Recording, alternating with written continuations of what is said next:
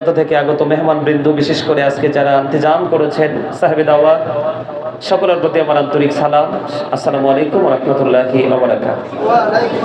সম্মানিত উপস্থিতি, জানি আপনাদের কষ্ট হচ্ছে, জুম্মার পরে এখনো কিছু খাননি, কিন্তু তারপরেও একটু স্বস্তি পাচ্ছি। আমি কিন্তু অনেক দূরে যাব প্রোগ্রামে।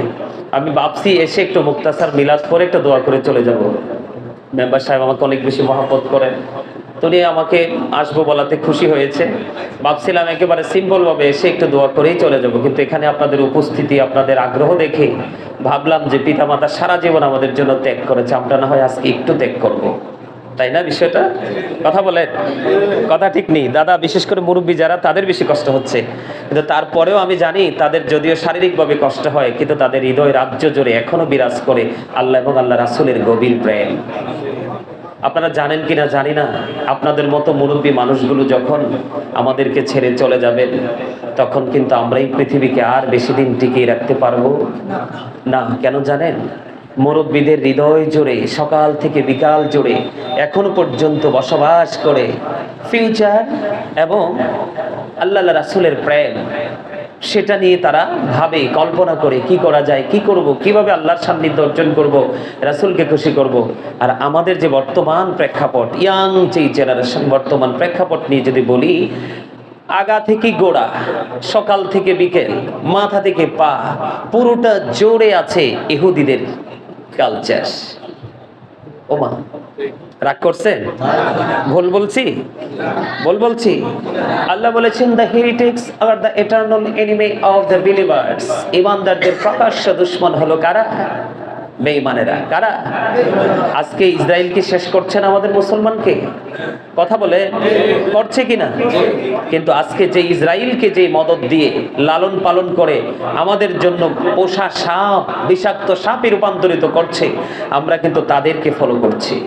এটাই কিন্তু আমাদের ধ্বংসের জন্য যথেষ্ট, আর কোনো কিছুর প্রয়োজন নেই। আজকে আমরা হওয়ার কথা ছিল মডেল, আজকে তারা হয়েছে মডেল। ঠিক কিনা বলেন? সম্মানিত উপস্থিতি, মডেল হতে হতে হতে হতে আমরা এতটাই ইসলাম থেকে দূরে চলে গেছি। এই দূরে চলে যাওয়ার কারণে আমরা কিন্তু যতই বলি পরিপূর্ণতার কথা, আসলে আদৌ কিন্তু আমরা পরিপূর্ণ হতে পারি নি। তার কারণ হলো Islam is not only a religion but also complete code of life. আপনি পরিপূর্ণ এবং পূর্ণাঙ্গ জীবন যদি গঠন করতে চান, তাহলে আপনাকে ইসলামের সুশীতল ছায়াতলে আসতে হবে। আর আসতে হলে ইসলামের নির্যাস যেই জায়গাটা, সেটা আগে আপনাকে ফাইন্ড আউট করতে হবে। সেটা হলো আপনার আমার আকা সরকারে মদিনা, ইমামুল মুরসালিন, রাহমাতাল লিল আলামিন, হুজুর পূর্ণুর সাল্লাল্লাহু আলাইহি ওয়াসাল্লাম। ঠিক কিনা বলেন? সম্মানিত উপস্থিতি, আমি যদি আপনাদেরকে কয়েকটা রেফারেন্স দেই, এই কারণে কথাগুলো বলছি, যদি আপনাদের কাছে অনেকের কাছে শুনতে খারাপ লাগতে পারে, কারণ শরীর ভালো না থাকলে কিন্তু কিছুই ভালো লাগে না। এটা বলার কারণ, আজকের যে জলসা, আজকের যে অনুষ্ঠান, আজকে কিন্তু আমাদের মতো কিছু মানুষ, তারাও কিন্তু কিতাবী, তারা কিতাব পড়েছে, তারা কিন্তু আজকে মানুষকে, আহলে আওলাদকে এই প্রোগ্রামগুলো থেকে মানুষকে দূরে টেনে নিয়ে যাচ্ছে। এইগুলো করতে দিচ্ছে না, বেদাত বলে মানুষের মনে বীজ ঢেলে দিচ্ছে। সেটা কেন হচ্ছে জানেন? সেটা এই কারণে হচ্ছে, আমেরিকার গবেষক মাইকেল এইচ হার্ট তিনি বলেছেন, the 100 a ranking of the most influential person in the history। 100 জন প্রভাবশালীর তালিকা ইনফ্লুয়েন্সিয়াল দ্বারা আপনার আমার প্রাণের নবীকে সেরা প্রভাবশালী হিসাবে আখ্যায়িত করেছেন। জোরে বলেন সুবহানাল্লাহ। আমরা যদিও বলি আমার নবী শ্রেষ্ঠ, বাস্তবে কি আমরা শ্রেষ্ঠত্ব প্রমাণ করতে পেরেছি? পারিনি। আমরা যদিও বলি রাসূল আমাদের আদর্শ, কিন্তু আমরা সে আদর্শকে লালন করতে পারিনি এবং বাস্তব জীবনে বাস্তবায়ন করতে পারিনি। সম্মানিত উপস্থিতি, আপনারা সবাই জানেন, আমার প্রাণ মুর্শিদ, যিনি বোসরা ইউনিভার্সিটির ইংলিশ লেকচারার ছিলেন, ডক্টর আহমদ পেয়ারা বাগদাদি পীর সাহেব কেবলা, তিনি ওনার রচিত কিতাবে অনেক লেখা ধরেছে, যার কিতাব পড়া যেই কোনো আলেমের পক্ষে সম্ভব না, এখনো না। আমি ওনার অসংখ্য কিতাব দেখার, পড়ার সৌভাগ্য আল্লাহ দিয়েছে, দেখেছি। ওনার অনেক কথাই ভালো লেগেছে, তার মধ্যে একটা কথা বেশি ভালো লেগেছে। তিনি বলেছেন, of all the great religious personalities of all prophet Muhammad রাসূলুল্লাহ সাল্লাল্লাহু আলাইহি ওয়াসাল্লাম ওয়াজ দ্য মোস্ট সাকসেসফুল। জোরে জোরে বলেন না সুবহানাল্লাহ।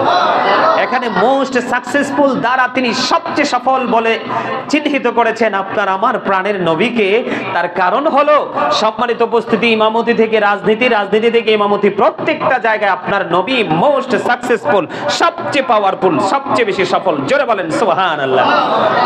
আমরা যদি সেই নবীর উম্মত হয়ে ব্যর্থ হয়ে যাই তাহলে কি আমাদের উপায় আছে? সম্মানিত উপস্থিতি, এই কারণে একটু ঘুরে ফিরে আপনাদেরকে একটা মূল জায়গা নিয়ে আসতে চাই। সেই জায়গাটা হলো সেই নবী যিনি সফল, যিনি আদর্শ, যিনি আমাদের শিক্ষক, যিনি আমাদের আকা, যিনি ইমামুল মুরসালিন, যিনি সিরাজুম মুনীরা, যিনি নূরুম মুবিন। অনেক লাকব আল্লাহ রাব্বুল আলামিন নিজে থেকে দিয়েছে, আরো দিয়েছেন সবচেয়ে মজার যেটা, সেটা হলো হাবিবুল্লাহ, ডিয়ার ফ্রেন্ড। ঠিক কিনা বলেন? আরো জোরে, আরো জোরে কথা বলেন, ঠিক না? আল্লাহ রাব্বুল আলামিন বলেছে, হি হো অবিস দা অ্যাবস্টিল অবিস আল্লাহ মাইয়ুতির রাসূলা ফাকাদ আতা আল্লাহ। যে রাসূলকে মানলো সেই যেন আল্লাহকে মানলো। আরো জোরে বলেন না সুবহানাল্লাহ। যুবক ভাইরা, তোমাদের কাছে ভালো লাগে? একটু বুঝে নিবা কথাগুলো, কারণ এখন নবীর দুশমন আমাদের মতো লোক, আমাদের মতো লোক তোমাদেরকে পথভ্রষ্ট করে দিচ্ছে, তোমাদেরকে হেদায়েত থেকে দূরে সরে দিচ্ছে। মনে রাখতে হবে কিয়ামত খুব কাছে। আল্লাহ রাসূল, আল্লাহর হাবিব আমাদেরকে বলে দিয়েছে, আল্লাহর হাবিব আমাদেরকে বলে দিয়েছে তোমরা সাবধান থেকো। পৃথিবীতে মেতুর, মুচি, কামার, কুমার, তাঁতি, জেলের কথা রাসূল বলে যায়নি।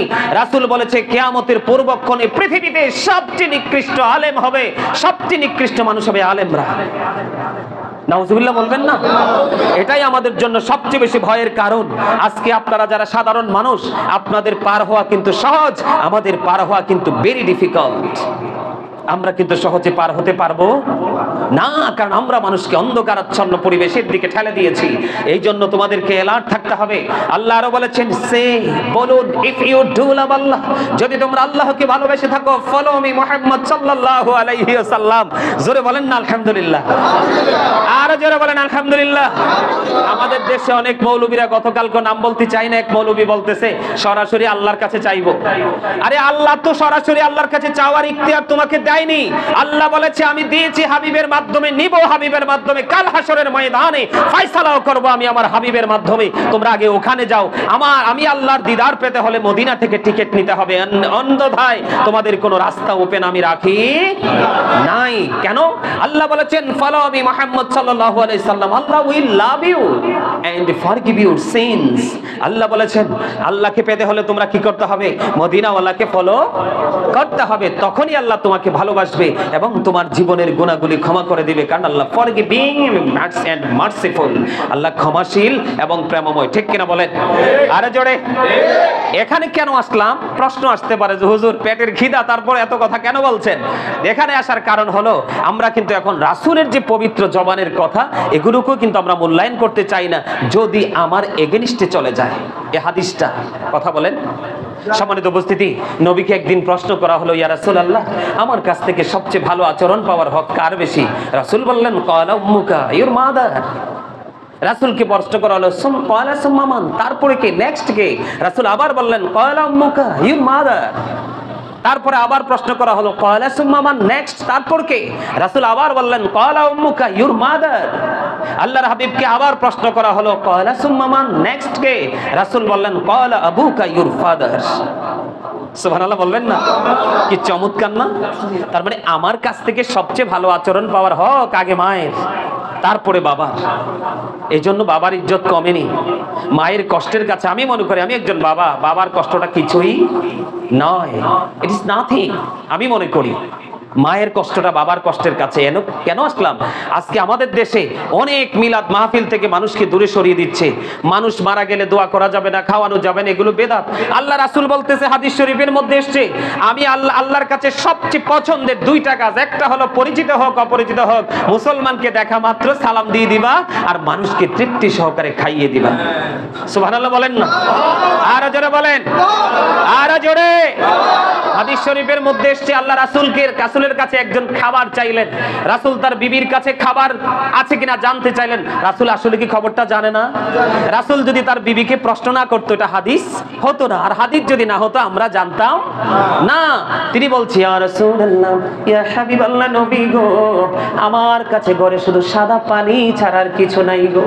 আমার নবীজি সাহাবীদেরকে বললেন, কে রে আছো, আজকের এই মানুষটার দায়িত্ব নিতে হবে। ওই মেহমানদারির জন্য একজন আনসারী সাহাবী নিয়ে নিলেন।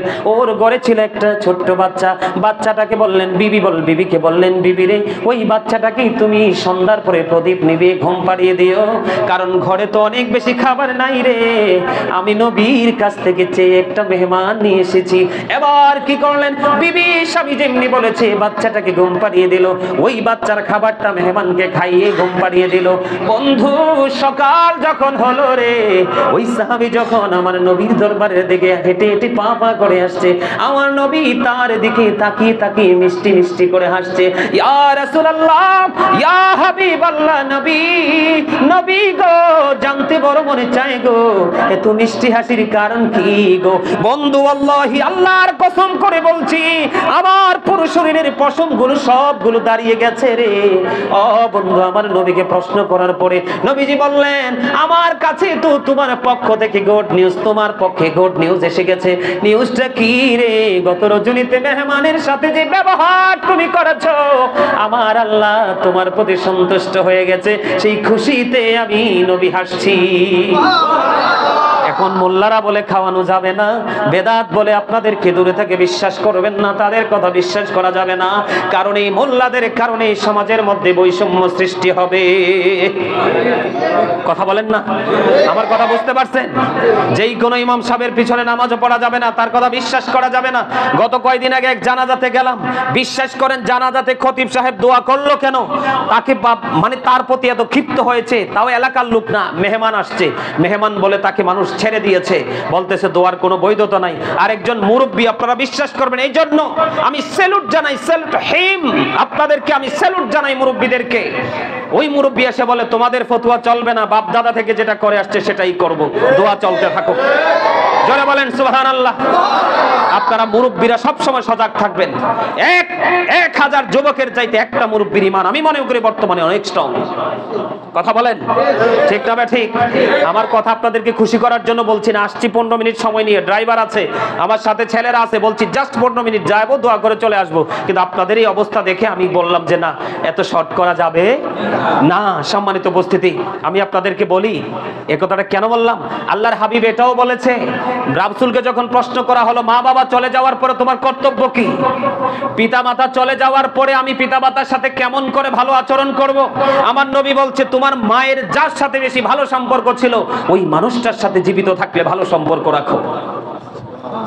বাবার সাথে যেই তোমার বাবার ফ্রেন্ড, ডিয়ার ফ্রেন্ড যিনি ছিলেন, বন্ধু যিনি ছিলেন, ওনার সাথে ভালো সম্পর্ক রাখো, বাবার সাথে ভালো আচরণ হয়ে যাবে। কোরআন খানি করো, এতিমদেরকে খাওয়াও, মিলাদের আয়োজন করো, দান সাদকা করো, সবকিছু তাদের উসিলা করে করো, এটাই তাদের সাথে ভালো আচরণ। আজকে আপনারা অসংখ্য স্টুডেন্টদেরকে আপনারা খাবারের একটা আয়োজন করছেন না মেম্বার সাহেব, এটা কি ভালোবাসা থেকে না ঘৃণা থেকে? এটা আল্লাহ প্রদত্ত। মেহমানদারি করার তকদির সবার, মেহমানদারি করার তকদির সবার হয় না, মনে রাখতে হবে এগুলো। সম্মানিত উপস্থিতি, সবাই পিতামাতার জন্য দোয়া করবেন। আজকে বিশেষ করে জুম্মার দিন আমি আপনাদেরকে বলে যাই, কিছু যদি করতে না পারেন প্রত্যেকটা জুমার দিনে জুমার নামাজ পড়ে বাবার কবরের পার যাবেন জিয়ারত করতে। আল্লাহর হাবিব বলে দিয়েছেন, যেই সন্তানটা প্রত্যেকটা জুমার দিনে জুমার নামাজ আদায় করে বাবা মার কবর জিয়ারত করবে রে, আল্লাহ রাব্বুল আলামিন করতে করতে করতে করতে একটা সময় ওই সন্তানকে পিতামাতার বাধ্য সন্তান হিসেবে কবুল করে নিবে। জোরে জোরে কন্যা সুবহানাল্লাহ। Paradise of the child under the feet of the mother, মায়ের পায়ের নিচে সন্তানের জান্নাত। ইন্নাল জান্নাতা তাহতা আকদামিল উম্মাহাতিকুম, তোমাদের মায়ের পায়ের নিচেই তোমাদের জান্নাত। আমরা সেই জান্নাত চাই কি চাই না? এটা কি মাটির নিচে খনন করলে জান্নাত পাবো, নাকি তাদের সাথে শুধু ভালো আচরণ করতে করতে জান্নাত পর্যন্ত পৌঁছে যাব? মনে রাখবেন, নামাজ হচ্ছে জান্নাতের চাবি। নামাজ কি? নামাজ কি? জান্নাতের চাবি। প্রেয়ার ইজ দ্য কি টু প্যারাডাইস। নামাজ হলো জান্নাতের চাবি। কিন্তু জান্নাতের চাবি নামাজ, কিন্তু ওই জান্নাতটা মায়ের পায়ের নিচে। খেয়াল করতে হবে, কত সেনসিটিভ বিষয়। জান্নাতটা পিতামাতার সন্তুষ্টির মধ্যে। কিসের মধ্যে? যদি কখনো দেখা হয় আপনাদের সাথে এই বিষয় নিয়ে আবারও কখনো দেখা হলে আলাপ করব। তবে আজকের মতো এটুকু আপনাদেরকে বলে যাই, মা বাবাকে ভালোবাসতে হবে। যাদের পিতামাতা বেঁচে আছে কাজের বুয়া দিয়ে সেবা করাইয়েন না, যতটুকু সম্ভব নিজে সেবা করেন। কারণ মা যখন আপনার পেটে, মায়ের পেটে যখন আপনি আমি ছিলাম, পৃথিবীতে আসছি, মা কিন্তু আপনার আমার ময়লা পরিষ্কারের জন্য কাজের বুয়া রাখে নাই। এক ওয়াক্ত যদি ঠিক মতো পায়খানা আপনি আমি না করেছি, মায়ের টেনশন বেড়ে গেছে, আমার সন্তান এখনো পর্যন্ত কেন পায়খানা করছে না, অসুস্থ হয়ে যাবে। অথচ পায়খানাটা করলেই দুর্গন্ধ লাগে সবার নাকে, কিন্তু মায়ের নাকে লাগে লাগে লাগে আরো জোরে বলেন লাগে। আমি সন্তান হিসেবে বলি, আমি একজন সন্তান হিসেবে পৃথিবীতে আমি আমার রাসূলের পরে পৃথিবীতে যদি আমি কাউকে বেশি ভালোবাসি সেটা হলো মাই মাদার। আমার এলাকার সবাই জানে আমার মায়ের সাথে এমন কোনো কাজ নাই যে আমি ছেলে হয়ে করি নাই, এমন কোনো কাজ নাই আমি করি নাই আমার মায়ের সাথে, শুধু মায়ের শান্তির জন্য। তারপরে বাবা, রাসূল যে পথে দেখিয়ে দিয়েছে। সম্মানিত উপস্থিতি, আমি বলবো we should Abhi our parents. আমাদের প্রত্যেকের উচিত আমাদের পিতামাতাকে মান্য করা। মা বাবা অসুস্থ হলে তাদের সেবা করবেন, তারা যা লাগবে বলার আগে তাদেরকে নিয়ে দিবেন, আপনার কারণে যেন তারা উহু করতে না পারে। মায়ের চেহারাটা শুকিয়ে গেছে, একটা সন্তান তাকিয়ে যদি বলে আল্লাহ গো আমার মা তো শুকিয়ে গেছে, মনটার মধ্যে সন্তানের কষ্ট লাগলো। আমার নবী ডাক দিয়ে বলে, সন্তান রে, তুমি তো মায়ের সাথে প্রাণের প্রেমের নজরে তাকিয়েছো, মায়ার নজরে তাকিয়েছো। আল্লাহ রাব্বুল আলামিন আমাকে জানিয়ে দিয়েছে, আমি জানিয়ে দিয়েছি তোমাদেরকে, তোমার একটা বার নজর দেওয়ার কারণে একটা হজের সওয়াব চলে গেল। ইয়া রাসূলুল্লাহ, 100 বার যদি এমনি মায়ের দিকে তাকাই তাহলে আমার আমলনামায় কেমন সওয়াব নয় বললেন 100টা হজের সওয়াব। সেই মা বাবাকে কষ্ট দেওয়া যায়? বলে না, আমার মা নাই, আমার বাবা নাই, দয়াল রে দয়াল, আমার কি মা ডাকার স্বাদ নাই রে, আমার কি বাবা ডাকার স্বাদ নাই রে। বলে না, আমার মা নাই, আমার বাবা নাই, দয়াল রে দয়াল, আমার কি মা ডাকার স্বাদ নাই রে, আমার কি বাবা ডাকার স্বাদ নাই রে। ঘরে যাইয়া সবাই দেখে মা জননীর মুখ, বাবা যখন মাথায় হাত দে ভুলে যাই সব দুঃখ। ঠিক কিনা বলেন? মা বাবা জান নাই তার দুঃখ লাগে না? লাগে। সম্মানিত উপস্থিতি, অনেক সময় হয়ে গেছে, আপনাদের কাছে আমি বিনীতভাবে আবারও ক্ষমা চাচ্ছি। আমার কথায় কষ্ট পেয়ে থাকলে আল্লাহর হস্তে ক্ষমা করে দিবেন, আর ভালো লাগলে এগুলো আমল করার চেষ্টা করবেন। আল্লাহ আমাদের সবাইকে ঈমান ইসলামী জিন্দেগি দান করুক। সকলে বলুন আমিন। সকলে